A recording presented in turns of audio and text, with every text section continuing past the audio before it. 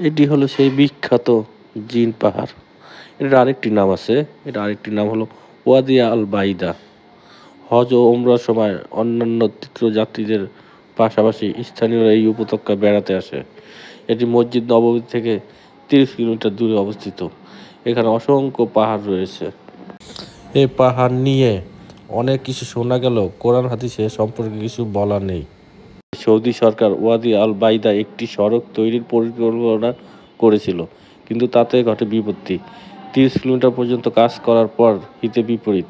হঠাৎ দেখা যায় রাস্তার নির্মাণের যন্ত্রপাতি ধীরে ধীরে মদিনা শহরের দিকে একাই চলে যাচ্ছে। বেশ কয়েকবার চেষ্টার পরেও নাকি সম্ভব হয়নি রাস্তার কাজ এগিয়ে নিতে। তবে নিজ চোখে দেখলাম রাস্তায় সব কিছু ঢালুর বিপরীতে, অর্থাৎ উঁচুর দিকে গড়ায়।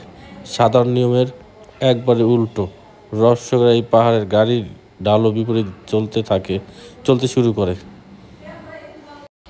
পানির বোতল কিংবা পানি ঢেলে দিলে সেটিও বিপরীত, অর্থাৎ উঁচুর দিকে গড়ায়। আলহামদুলিল্লাহ, কত সুন্দর আল্লাহর নিদর্শন।